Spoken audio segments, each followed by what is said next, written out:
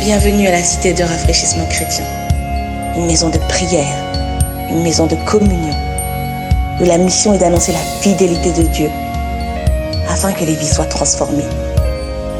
L'enseignement biblique, la louange et l'adoration nous permettent d'équiper les disciples du Seigneur. Nous œuvrons pour que la puissance du Christ soit manifestée au travers de sa parole. Alors n'attends plus, rejoins-nous.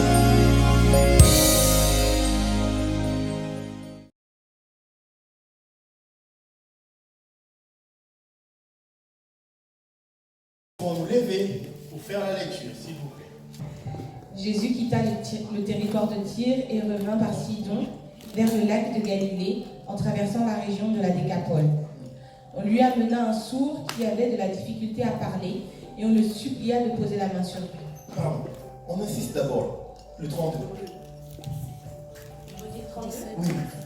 On lui amena un sourd qui avait des difficultés à parler et on le supplia de poser la main sur lui.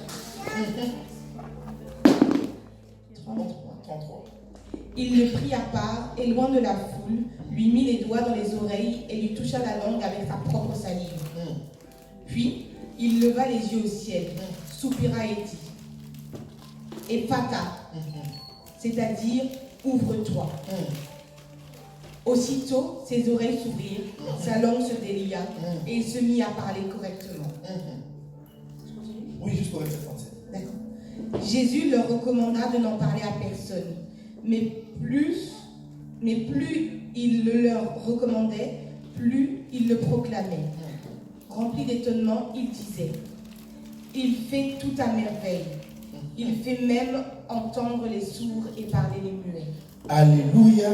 Amen. Parole du Seigneur. Est-ce que tu peux acclamer le Seigneur? J'aime ce passage. On nous parle de Jésus qui ouvrit les oreilles d'un sourd et délia la langue d'un presque muet. J'ai dit au début, il se pourrait que tu es sincère dans ta foi, tu crois, tu n'as pas de doute dans ta foi. Mais simplement tu n'arrives pas à toucher parce que le ciel est encore fermé. La Bible parle ici d'un homme qu'on amenant à Jésus. Écoutez ce qu'on dit ici. On lui amena un sourd qui avait du mal à parler. C'est-à-dire, ce monsieur, il était muet. Vous savez, il y a des muets qui parlent. On entend juste le son. On n'entend pas bien les paroles. C'était ce type de monsieur. Un sourd qui avait du mal à parler. On l'amène à Jésus pour que Jésus lui impose des mains. Mais quelque chose de très très bizarre, il se passe. Déjà, redéfinissons les choses. Tout ce que Jésus faisait, ça faisait partie de la mission messianique. Ok? Il est écrit que lorsque le Messie viendra, il ouvrira les yeux des aveugles, les oreilles des sourds et la bouche des muets. Il ramènera le cœur des fils vers le Père, ainsi de suite. C'est tout ce qui est écrit. Alors, Jésus a fait beaucoup de miracles. Il a vu la femme à la perte de sang. Elle a touché juste le pan de sa robe. Cette femme était guérie. Il voit Bartimée, le mendiant aveugle. Il dit, que veux-tu que je fasse pour toi? Bartimée dit que je recouvre la vue. Ta foi t'a sauvé. Il y a eu comment ça s'appelle? Le centenier romain qui est venu lui dire, mon serviteur est malade. Dis juste un mot. Il a dit, je n'ai jamais vu d'aussi grande foi en Israël. Qu'il te soit fait selon ta foi. Lorsqu'il est arrivé là-bas, il trouve que la personne était déjà guérie. Il demande l'heure. L'heure correspondait au moment où Jésus lui disait, qu'il te soit fait selon ta foi. Mais ici, on emmène à Jésus quelqu'un. Jésus, avant de faire le miracle, il va d'abord l'éloigner. Or, nous, on t'amène notre personne pour que tu puisses le guérir, frère Michael. Mais comment expliquer, toi, tu prends encore la personne, tu le mets à part? qu'est-ce qui se passe? Tu ne veux pas que nous puissions vivre cela? Parce que d'autres, ils ramenaient à Jésus les malades dans le but d'être guéris et dans le but d'assister à un spectacle. Ils voulaient voir, ils voulaient être dans l'étonnement, dans la stupéfaction. Mais là, Jésus prend la personne, il les ramène à part. C'est-à-dire, il y a des choses que Dieu doit d'abord t'extraire de la foule. Dieu doit d'abord t'extraire des gens qui t'ont même ramené à l'église. Dieu te prend, il te met à part. Ces gens-là restent à côté et Dieu commence à travailler avec toi. Parce que devant les gens qui t'ont ramené, il y a une influence qui peut être négative ou positive. Certaines personnes peuvent t'influencer. C'est-à-dire, on est là parce que c'est moi qui t'ai ramené à l'église. Lorsqu'on dit prions, comme Naïba ou maman va fier, comme je te connais, maman ou papa va fier, tu n'arriveras pas à prier.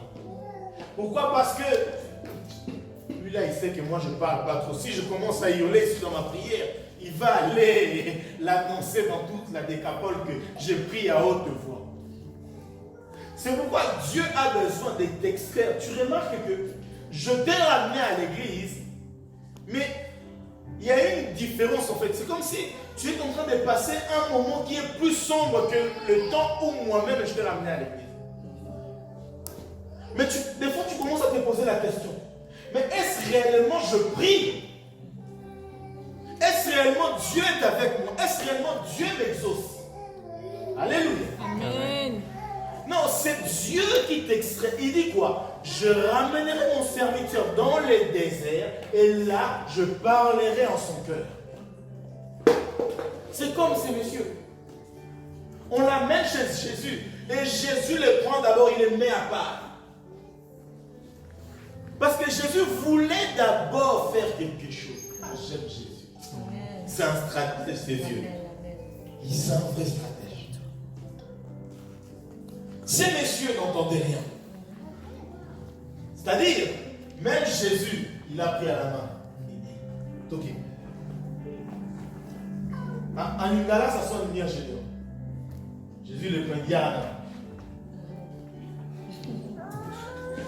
En lingala, en français, on dira viens d'abord. Donc par là. Donc, il a ramené quelque part, il a extrait de la foule. Et là, il se passe quelque chose. Sœur Joseph, toi qui es institutrice, monitrice, donc je suppose que la langue de Molière, c'est ta langue.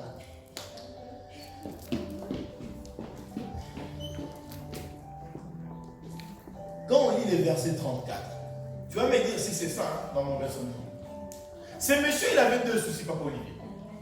Les oreilles et la bouche. Le verset 34, on dit, puis, leva les yeux au ciel, il soupira et dit, Ephata, c'est-à-dire, ouvre-toi. Il avait deux choses, deux problèmes. Mais là, pour les miracles de ces personnes, il parle au singulier. Je ne sais pas si je me suis trompé. Amen. Qu'est-ce qui est écrit? C'est l'institutrice qui a la parole. Dites-nous.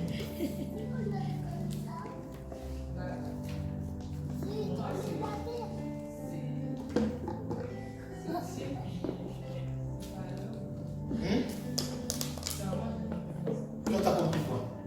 En fait, que Jésus touche l'homme avec sa salive, il regarde le ciel et pour moi, c'est le ciel qui dit ouvre-toi. Est-ce qu'on peut acclamer le Seigneur?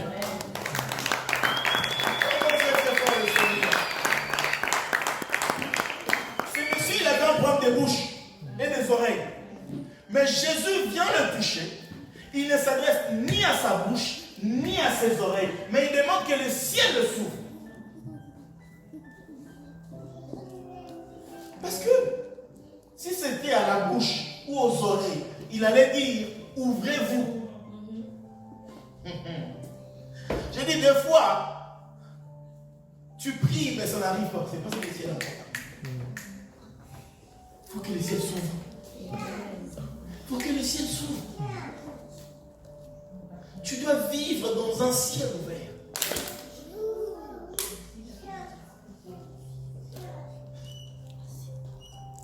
Et au même instant qu'il a demandé que le ciel s'ouvre, ses oreilles se sont ouvertes et sa bouche s'est ouverte.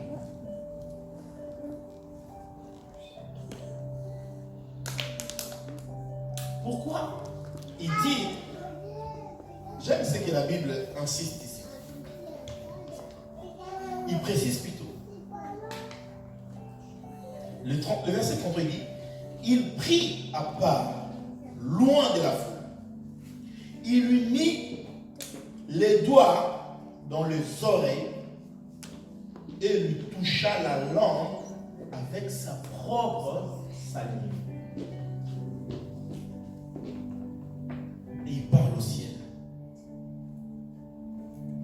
On ne dit pas ici la salive de Jésus, ma carte. On dit la salive de ce monsieur-là, le sourd-muet. Il s'agissait là de sa salive. En réalité, ce qui te fait rentrer en contact pour que tu demandes que le ciel s'ouvre est en toi. Pour que le ciel s'ouvre, il faut qu'il y ait contact entre deux choses. Amen. Come on. Lui et...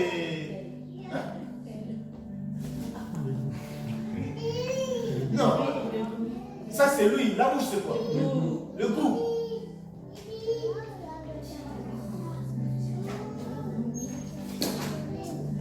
Là pour entendre. Et là pour s'approcher. La Bible dit quoi? Si vous avez goûté que l'Éternel est bon, faites quoi? Vous n'êtes pas des lecteurs de la Bible. Si vous avez goûté que l'Éternel est bon, alors accrochez-vous. Le goût, la parole, c'est là. Amen. Sans la salive, une personne n'arrivera pas à bien parler. Quand ta salive là a du mal, parce qu'il y a des maladies qui sèchent en fait la salive dans la bouche. On demande plus à ces personnes-là. Vous voyez des gens, en fait, ils n'ont pas des chewing-gums, mais ils ont des, c'est comme des cachets en fait. Ils mettent tout dans leur bouche pour qu'en marchant en fait ça puisse tirer la salive. Ils ont un problème, je ne sais pas comment on l'appelle. J'avais un collègue comme ça à l'école. Et ces gens-là ont du mal à parler sans leur truc dans la bouche. Et qu'est-ce que Jésus va faire? Jésus va prendre la salive de ce monsieur. Il va toucher sa langue avec sa propre salive. Et il va mettre les doigts dans les oreilles. Et il dit, le ciel, ouvre-toi sur cette place. Un instant. Il y a plein d'exemples dans la Bible où les gens attendaient des miracles. Où les gens espéraient quelque chose. Mais la chose en question devait venir qu'avec un ciel ouvert. Je vois encore l'histoire de ces combien de lépreux? 10 lépreux, c'est ça. Qui étaient à la porte de la ville. C'était 10. Pas ceux qui sont venus voir Jésus. Dans le livre de Rois. Hein? Non. Dans le livre de 2 Rois. Il y avait 4 lépreux à la porte de la ville.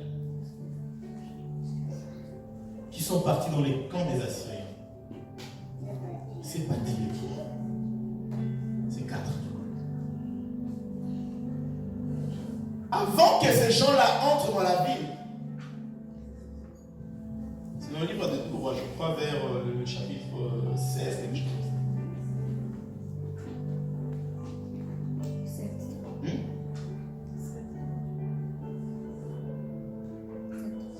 Combien? 2 Rois 7, 3. Qu'est-ce dit le chapitre 6? Ou même le verset 7 au début. Il y avait le gardien de la ville qui a mis la parole du prophète en doute. 7 ans, il dit quoi? Élisée dit, écoutez la parole de l'Éternel, ainsi parle l'Éternel. Demain à 7 heures, on aura une mesure de fleurs de farine, un cycle et 2 mesures d'orge pour un cycle, à la porte de Samarie. Verset 2. L'officier sur la main duquel Écoutez ça. Écoutez bien cette phrase. Vas-y. L'officier sur la main duquel s'appuyait le roi répondit à l'homme de Dieu. Quand l'Éternel ferait des fenêtres au ciel, pareille chose avérée-elle, et Élisée dit, tu le verras de tes yeux, mais tu n'en mangeras pas. Quand l'Éternel fera les fenêtres dans les cieux, c'est-à-dire quand l'Éternel ouvrira les ciels, quelque chose de pareil n'arrivera pas. C'est-à-dire, il y a même ceux qui refusent un ciel ouvert. Alléluia. Non, soyez avec moi, revenez. Il y a ceux-là qui refusent de vivre sous un ciel ouvert, d'une manière volontaire, délibérée. Comment toi tu peux dire, même si l'Éternel ouvrait le ciel aujourd'hui, pareille chose n'arrivera pas. Et le verset qui suit, il dit, il y avait les lépreux aux portes de la ville qui se sont dit, si on reste ici, on va mourir. Si on va chez les Syriens, ils vont aussi nous tuer. Allons-y là-bas. S'ils nous laissent vivre, nous vivrons. S'ils nous tuent, ils nous tueront. Ce n'est pas un problème. Et ils sont partis, ils ont trouvé vite. C'est-à-dire l'Éternel a ouvert le ciel. Quand Dieu ouvre le ciel, ton miracle passera même par un clochard. Non, tu ne comprends pas. J'ai dit, quand Dieu ouvre le ciel, ton miracle passera même pour chez un sans-abri. Quelqu'un qui ne peut rien t'apporter. C'est-à-dire, toi, tu es là, tu es en train de marcher, tu regrettes, tu viens de Pôle emploi, on te dit tes allocations chômage, ta demande a été rejetée, tu n'as rien. Mais tu passes comme ça dans la rue, à la gare, tu rencontres un clochard qui te dit, j'ai entendu ce matin, on m'a dit qu'on doit recruter un commercial dans cette gare. Amen. C'est-à-dire, un clochard te transmet une information valable, valide. Parce que l'Éternel a ouvert le ciel. Je nous ai dit au début, Dieu nous a dit Rehoboth, tu n'as rien vu encore. C'est peut-être que le ciel est encore fermé. Peut-être le ciel est encore fermé. Sur certaines choses. Ça ne demande pas de sacrifice, je ne sais pas comment. Ça demande juste d'être en contact avec les choses qui les font. Et surtout d'être en contact avec la personne qui le fait. Alléluia. Amen. Alléluia. Amen. Vous êtes là ou vous n'êtes pas là? Ce monsieur, il avait 2 organes défaillants. Mais Jésus ne s'est pas intéressé à ces organes. Jésus s'est intéressé que le ciel s'ouvre. Il y a des situations, bien aimé, on peut jeûner, on peut prier, mais tant que le ciel demeure fermé, tu ne pourras pas le toucher. Il y a des circonstances qui ne peuvent s'éloigner de toi que lorsque le ciel sera ouvert. Amen. Oh Jésus, Jésus, Jésus.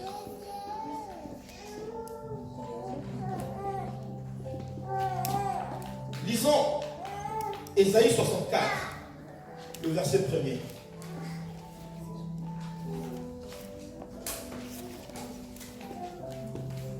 Je prie vraiment que Dieu puisse ouvrir le ciel. Amen.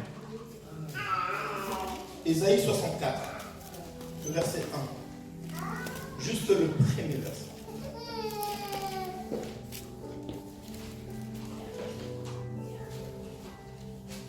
Il dit,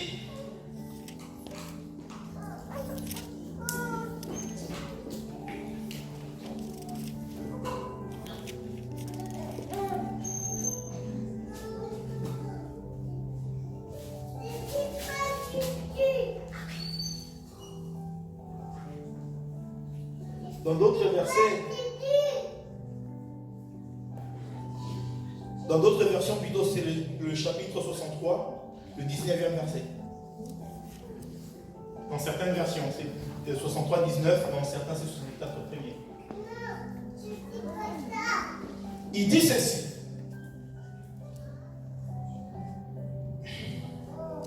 Commençons à partir du verset 18, du 63e verset, chapitre plutôt. Ton peuple saint n'a possédé le pays que peu de temps. Qui est celui-là qui a possédé le miracle que peu de temps ici? Non, vous ne m'avez pas compris. Qui est celui-là qui n'a vu que le semblant du miracle? Je pose la question. Vous ne comprenez toujours pas. Qui est-ce que Dieu a dit que tu dois vivre le miracle? Et à mon égard, il y a un miracle, mais il n'a pas touché à son miracle. Si tu es là, tu peux te mettre des... Je ne sais pas ce qui va se passer. Et je ne sais pas comment ça va se passer. Mais moi, je suis juste en train de lire ce qui est écrit dans la Bible. On dit, ton peuple saint n'a possédé le pays que peu de temps.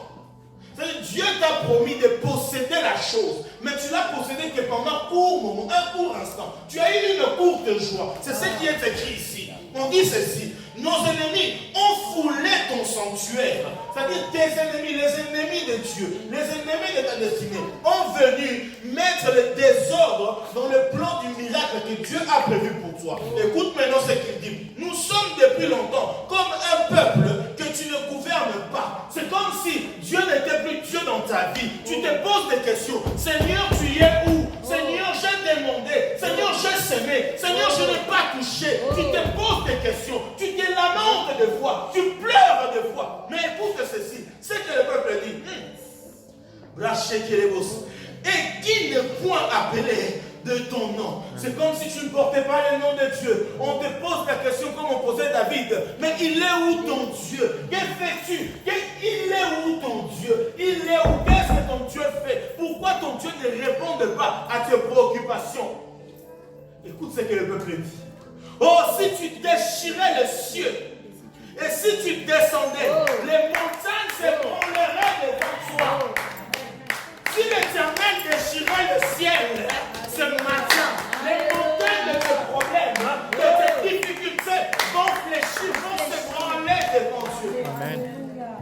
Est-ce que tu peux les déclarer? Est-ce que tu peux prier? Est-ce que tu peux briser? Tu peux demander à Dieu de t'ouvrir le ciel, que Dieu déchire le ciel. Je ne sais pas c'est quoi la situation. Que mes montagnes fléchissent devant toi, Seigneur, au nom de Jésus.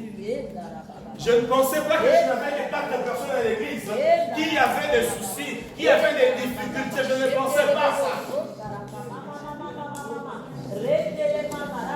N'aie honte de personne. Tu as des difficultés, tu as des maladies. Mets-toi debout et demande que le ciel se déchire. Quand ne te pose plus la question, il est où ton Dieu? Quand ne te pose plus la question, qu'est-ce que fait ton Dieu? Que le ciel se déchire. Que le ciel se déchire. Dis Seigneur, déchire le ciel pour moi.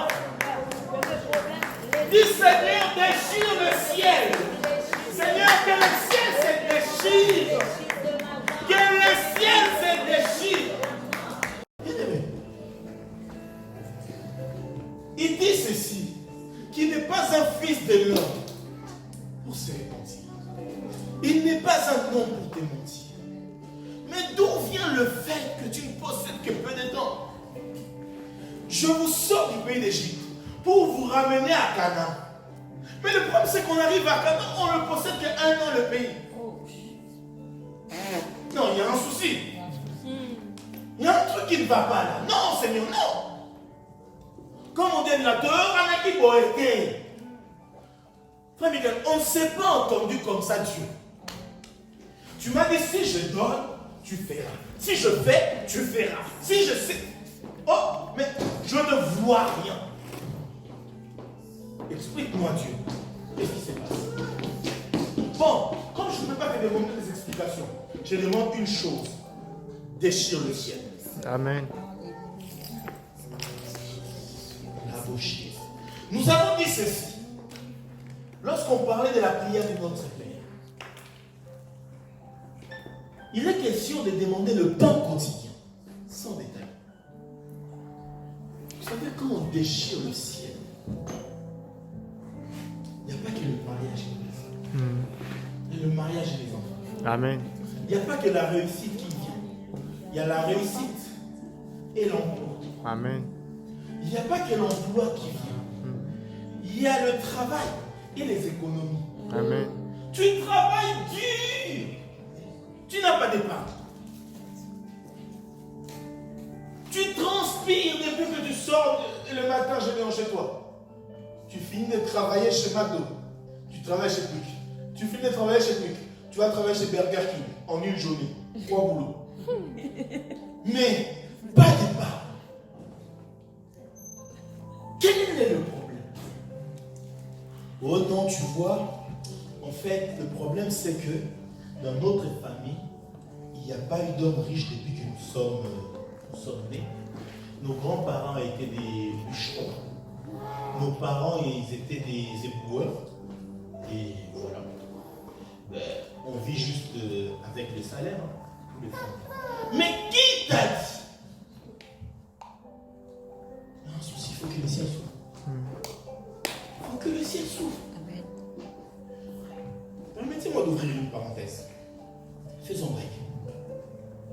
Une église ne peut pas avancer tant que les gens qui sont dans cette église, ils sont sans épargne. Ça, c'est une vérité. Qu'importe, partout où vous irez, on vous le dira. Vous pouvez pas donner les offrandes d'ici. Si vous n'avez pas d'épargne, même ne plus qu'un 100 € d'épargne, l'église n'avance pas. Malgré les 1000 € que vous mettez dans le panier d'offrandes.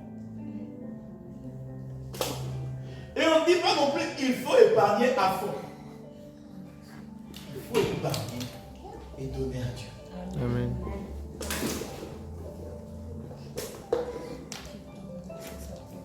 Je ne vais pas demander qui ont des comptes d'épargne et qui n'en ont pas. Mais j'aimerais juste nous dire, à partir d'aujourd'hui, si tu n'en avais pas, va ouvrir. Les pauvres ne fisquent 10 € le mois. Ça, c'est une prédication pratique. Amen. Ça, on ne va pas arriver. On fera des appels des fonds ici, des appels des fonds, des appels des fonds, des appels des fonds, des appels des fonds.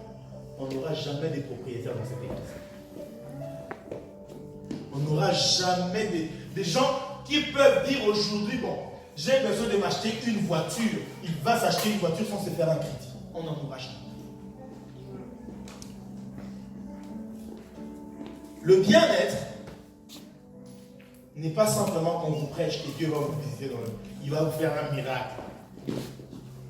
Le bien-vivre, c'est aussi vous transmettre. Ça ne demande pas beaucoup. Alléluia. Amen. Ça ne demande pas trop de choses. Ça demande juste qu'on peut. Les calculs sont compliqués, on le sait. On admet. On n'est pas encore devenu des ministres pour avoir 15 000 € de salaire le mois. Mais du moins, la majorité, nous touchons la dîme des ministres. C'est-à-dire, dans les 1000, on touche la dîme des salaires des ministres. Dans cette dîme des salaires des ministres, donne ta dîme, fais de l'épargne. Alléluia. Amen.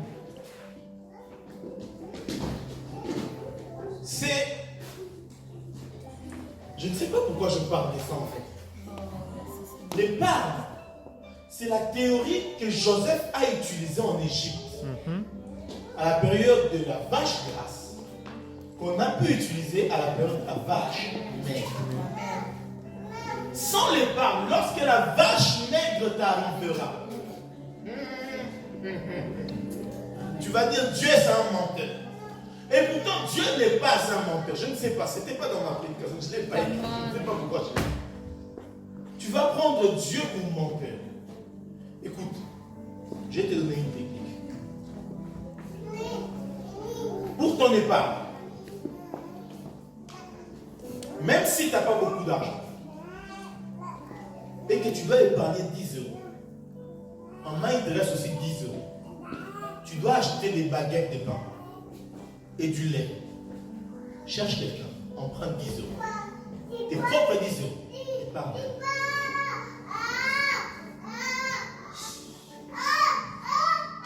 Tu n'as que 10 €.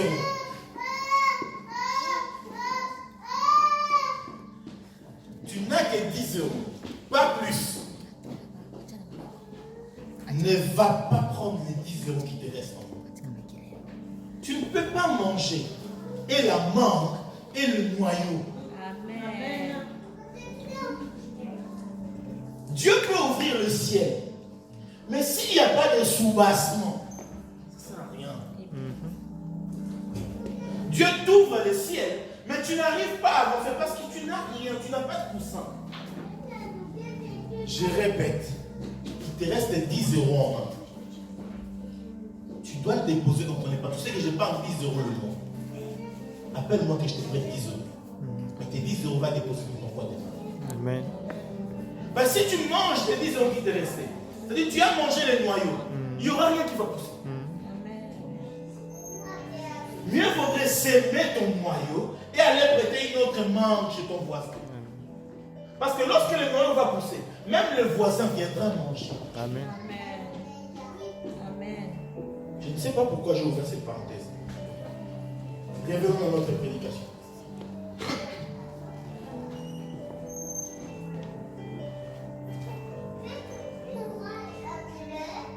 Lorsque le ciel s'ouvre, c'est là où la Bible dit, vous verrez maintenant la différence entre ceux qui me servent et ceux qui ne me servent pas. Lorsque le ciel se déchire, on va le remarquer, on va le voir. Tu n'auras pas besoin de dire aux gens. On le disait ici le vendredi à l'école du Saint-Esprit. La différence entre ceux qui servent Dieu et ceux qui ne servent pas Dieu. Et cette différence-là n'est pas simplement dans les langues que je parle la langue plus que toi. Non, ça doit être aussi dans les qualités de notre vie. Quand tu ne vas pas comprendre. La différence, ma Rachel, c'est ça ne doit pas se manifester simplement que j'ai pris 2 heures plus que la sœur Rachel.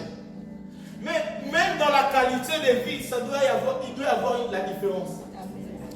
C'est-à-dire ceux qui connaissaient la sœur Rachel des années 1920 et ceux qui voient sœur Rachel des années 2020, ils se disent 100 ans s'est écoulé et cette femme a été radicalement changée. Alléluia. Amen. 2020. Je passe. Amen. Lisons encore Michée, chapitre 3, chapitre 1er, le verset 3 et 4. Il dit, car voici l'Éternel sort de sa demeure. Il descend, il marche sur les hauteurs de la terre. Sous lui, les montagnes s'effondrent, les vallées s'entr'ouvrent comme de la cire devant le feu.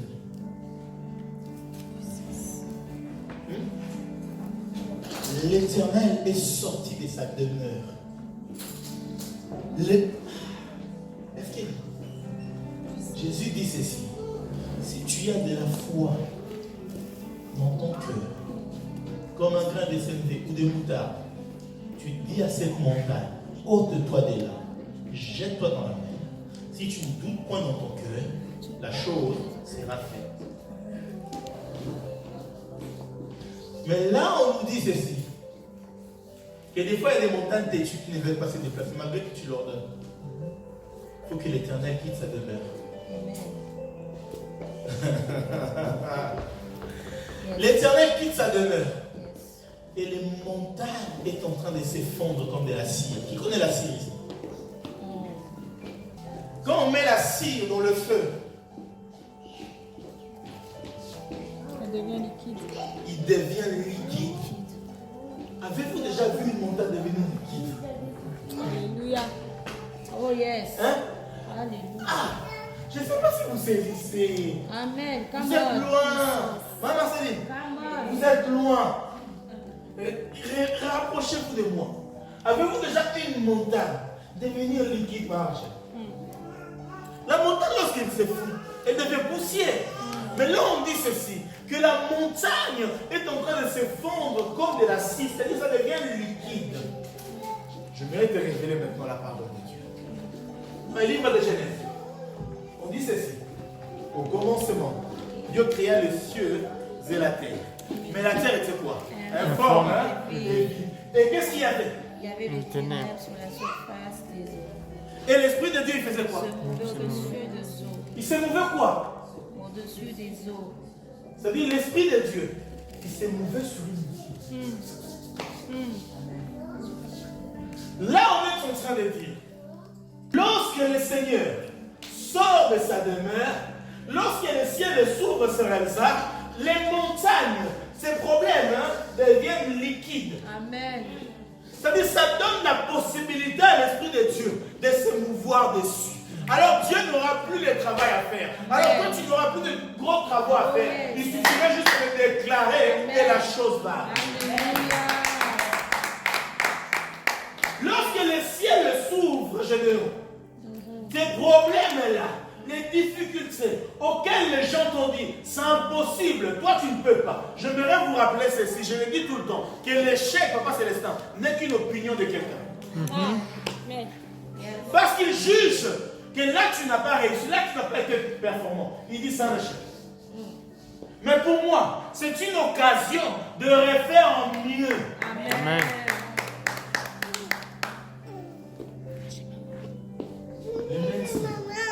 Les géomètres, ils t'ont dit tu ne peux pas construire ici parce que le terrain est ceci.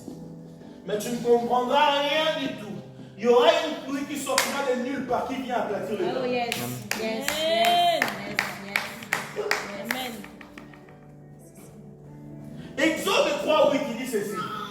J'ai entendu les cris de mon peuple et je suis descendu pour les délivrer. Lorsque Dieu quitte le ciel, lorsque le ciel s'ouvre, Dieu descend, c'est pour délivrer. Ce n'est pas pour te dire, oh comment tu vas mon bien-aimé. Non. Amen, amen. Quand c'est ouvert, c'est pour une action. Yes. Quand c'est ouvert, c'est pour une action. Ces messieurs n'entendaient plus rien. Ces messieurs n'arrivaient pas à parler. Et Christ viendra dire, Ephata, ouvre-toi. Et le ciel s'est ouvert. Automatiquement, ce monsieur a commencé à entendre. Il a commencé à écouter. Il a commencé à bien parler. Alléluia. Que le Seigneur ouvre le ciel sur toi. Amen. Amen. Amen. Non, tu ne m'as pas compris. J'ai dit que le Seigneur ouvre le ciel pour toi. Amen. Et que le Seigneur ouvre aussi le ciel sur toi. Amen. C'est quoi ça? C'est quoi ce problème? C'est quoi cette situation qui te défigure? À chaque fois que tu vas te laver, on a l'impression que tu es enrhumé quand tu sors. C'est les larmes. Tu as pleuré. Tu as pleuré. Tu t'es lamenté. Mamie, à chaque fois que le soleil s'élève, les gens se posent des questions. Quelle est la mauvaise nouvelle que je recevrai aujourd'hui? Comme on a au Congo les gens qui s'appellent Mampas. C'est-à-dire, il y a que la souffrance. Il y a les gens qui s'appellent Madilou. Il ne fait que souffrir. Il ne fait que souffrir. Mais que le ciel s'ouvre. Que le ciel s'ouvre. Amen. Sur toi, que le ciel s'ouvre. Un ciel fermé ne te permet pas de vivre le miracle. Un ciel fermé. Tu verras des semblants de miracles arriver dans ta vie. Mais le vrai miracle n'arrivera pas. Ça va être loin de toi. Ça veut dire que tu seras comme Moïse. Tu vois Canaan de loin et tu n'entres pas. Lorsque le ciel s'ouvre, je vois Canaan et j'entre dans Canaan. Dieu m'annonce quelque chose. Je le vois, je le touche. On doit arrêter ces fameux miracles, les pseudo-miracles. Oh non, Dieu a commencé à me visiter. Et la visitation de Dieu s'arrête en cours de chemin. Non, c'est fini. Il faut que le ciel soit ouvert. Ça dit, quand Dieu dit, je te visite, tu vis la bénédiction. Tu touches au miracle. Si toi tu le veux, moi je refuse d'être appelé faux prophète. Je refuse de te dire ainsi par le Seigneur et tu ne le vis pas. Je refuse cela. Si tu veux que toi, que tu sois considéré comme aventurier, garde à toi. Mais moi je ne veux pas être pris pour un aventurier. Amen. Par la grâce du Seigneur qui nous a permis de conduire cette œuvre, je ne veux pas être pris pour un pasteur aventurier. Amen. Je veux que si je dis, si le Seigneur me dit que voilà, dis ceci à cet enfant, que la chose puisse arriver. Alléluia. Amen. Je refuse les aventures. Je refuse de faux miracles. Je le refuse. S'il n'y a pas de miracle, il n'y a pas de miracle. Yes. Mais s'il y a un miracle, il faut que ça soit en entier. Amen. Oh, j'aime l'expression du pasteur Mathieu. Il dit, je ne suis pas chrétien demi-écrémé, mais je suis chrétien entier. Amen. Oui, bien aimé, nous devons rentrer dans cette phase-là. Arrêtons les faux miracles. Arrêtons. Oh. Il faut que les miracles. Assis-toi là, frère. Amen. Il faut les vivre, bien aimé. Comment expliquer? Ce ne sont que les autres à qui Dieu dit tu vivras ceci. Ils les vivent, mais nous ne les vivons pas. C'est quoi le problème? Qui est-ce que nous sommes venus accompagner? Merci. Tu es spectateur de quel film? C'est qui l'acteur?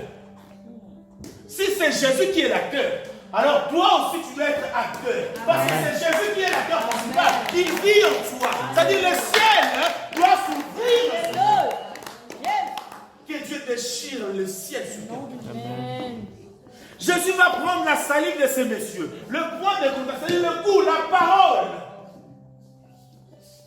Ça, Jésus rencontre un homme.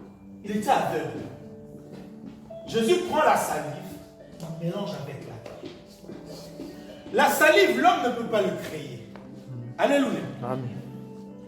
La salive là qui est dans ma bouche, moi-même je ne peux pas la créer. La salive, nous l'avons eue lorsque Dieu a soufflé son souffle de vie et que l'homme est devenu une âme vivante. C'est là où la salive est venue dans la bouche de quelqu'un. C'est-à-dire c'est un élément qui est divin ou divine qui vit dans l'homme. Jésus va prendre sa salive et va prendre la terre. C'est-à-dire qu'il prend la divinité et il le mélange avec la terre. Il met dans les yeux de ces messieurs et ces messieurs vont voir. C'est chez monsieur, il fait pareil. Il va prendre la salive. Là, il va pas prendre la salive de lui-même, Jésus. Mais de ces messieurs qui avaient un problème. C'est-à-dire, dans ton propre problème, il y a la solution, il y a le miracle qui réside là. Mais il suffit juste que le ciel devienne ouvert. Amen. Ce monsieur n'a pas changé de salive. Ce monsieur n'a pas changé les oreilles. Tout était en lui. Mais ça ne marchait pas. Pourquoi? Parce que dans ces deux domaines, le ciel demeurait encore fermé. C'est-à-dire, dans ta vie, il y a des domaines où le ciel est ouvert. Oh, tu n'as pas de difficulté à trouver du travail. Tu n'as pas de difficulté à te marier. Tu n'as pas de difficulté à avoir des enfants. Mais tu as des difficultés à économiser. Tu as des difficultés à faire des projets et à arriver jusqu'à la fin de tes projets. C'est parce que dans ces domaines, le ciel est encore fermé. Et ce matin, nous sommes là juste pour que le ciel s'ouvre. Amen. Non, tu ne m'as pas compris. J'ai dit ce matin, nous sommes là pour que le ciel s'ouvre. Amen. Bien aimé. Nous allons, la femme Michael, tout tire ma fille. Arrêtez les films, les cinémas. Arrêtons les cinémas. Arrêtons ça. Oh, on prie. Tu vois un paralytique s'élever. Gloire au Seigneur, il marche. Oh! Quand Jésus faisait marcher les paralytiques de Bethesda, la Bible dit il a pris son lit, il a commencé à marcher. Yes. Arrêtons! Encore, ça va aller! Ça va aller! Non, arrêtons ça! Le paralytique a marché. On l'a vu marcher. La Bible dit quoi? Chantant, sautant, criant, glorifiant Dieu. Yes. Et pourquoi les nôtres ils marchent comme ça? Yes. Il est où chantant, louant, glorifiant Dieu? Yes. Quoi, avec le temps, nos os sont usés. Maintenant, même si les os étaient usés, quand Jésus te visite, quand Jésus te restaure, tu dois avoir tes os renouvelés. Yes. Yes. C'est la vérité. Le ciel doit s'ouvrir sur les gens. On doit arrêter. Non, viens, je t'impose demain pour avoir ceci. Non, il faut que je t'impose demain que le ciel s'ouvre et tu auras tout ce que tu veux. Yes. Amen. Yes. Il faut qu'on passe à la cité. Il faut qu'on passe à la vitesse supérieure. Amen. Alléluia. On passe à la vitesse supérieure. Yes. Qui peut faire avec moi? Quand vous. Quand vous... Yes. Il n'y a pas de conducteur ici. Ils accélèrent vraiment. Amen. Il autorité supérieure. Yes. Tu as un cancer, tu viens rabocher. Yes. Ça part. Oh Amen. non, il faut que je fasse la chimio. Jamais. Écoutez, Non, non, non. Never. Non, il y a une sœur, on priait avec elle à l'époque, à l'église où on était. Son mari avait fait un AVC. Il était à l'hôpital. On est parti la rendre visite avec la maman de F. Kelly. On voyait comment il marchait. On a dit, bon, le plus grave est passé. Maintenant, il doit passer en rééducation. Je lui ai regardé droit dans les yeux, lui et sa femme. J'ai dit, toi, tu ne verras pas la rééducation. Et je lui ai dit, là, maintenant, au nom de Jésus. 2 semaines après notre passage, qu'il devait aller en rééducation. Mais 2 semaines après notre passage, il est revenu dans sa maison jusqu'aujourd'hui. Il n'a pas un membre qui fait... Non. Si vous voyez le papa Jean-Claude, il marche tranquillement. Amen. Amen. Dieu fait des choses comme ça. Dieu ne fait pas au nom. J'avais mal là du côté gauche. Je n'ai plus mal du côté gauche. Maintenant, c'est comme si... C'est parti, mais je le sens de temps en temps au centre. Non.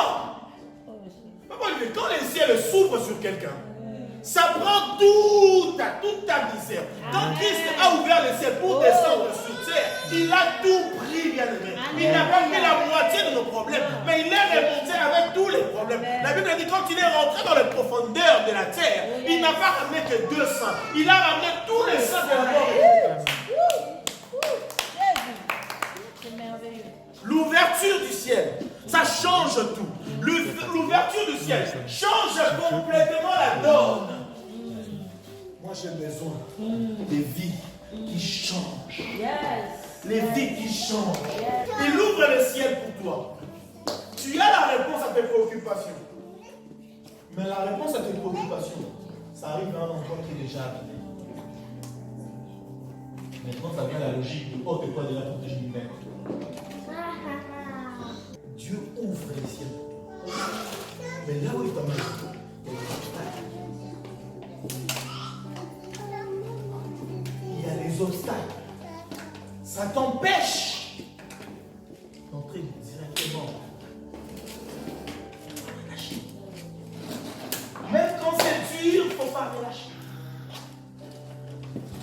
Christ, il allait vers la gloire. Le ciel était ouvert. Il arrive comme ça à Gethsémani. Ça devient plus dur. Il veut relâcher. Non, tu ne peux pas relâcher. Sa sueur s'est transformée en grumeau de sang. Non, tu ne peux pas relâcher. Tu dois aller. Il arrive même à la croix. Il devient péché. Il porte le péché. Le Père, il tourne les yeux. Il se dit, pourquoi m'as-tu abandonné? Je vais relâcher. Non, pas relâcher. Si tu relâches, ça veut dire que tout ce que tu as fait. Mon ami, tu as espéré depuis longtemps. Ce n'est pas à la porte du miracle que tu vas relâcher. Non, tu as espéré, tu as prié, tu as s'aimé. Ce n'est pas à la porte de ton miracle que tu dois relâcher ta carte.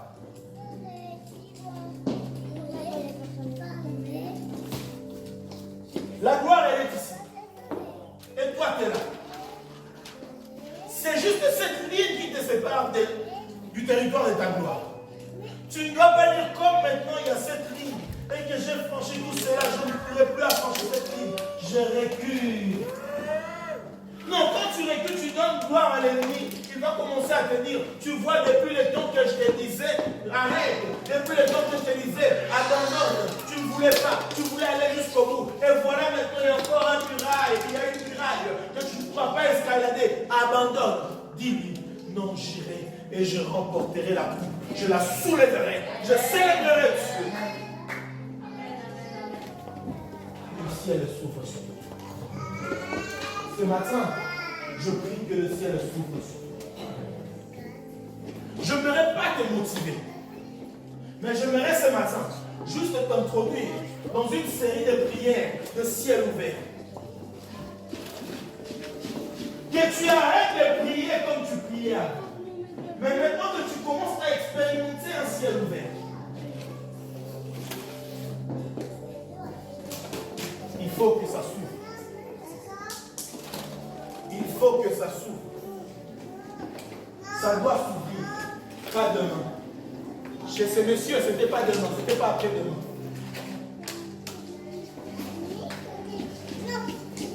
C'était le jour même. Et ça s'était ouvert.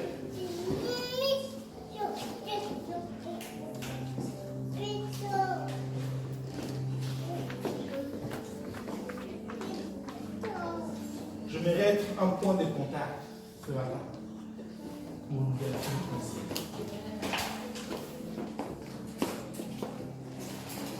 Celui qui sait, il y a des choses qui n'arrivent pas. Il n'arrive pas à tenir. Il n'arrive pas à obtenir. Il peut s'y mettre et il peut passer.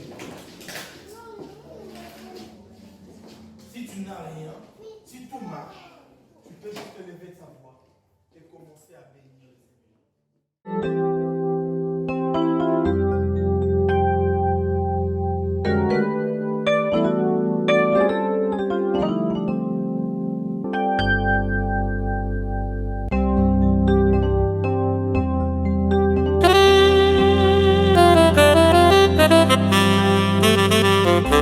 Thank you.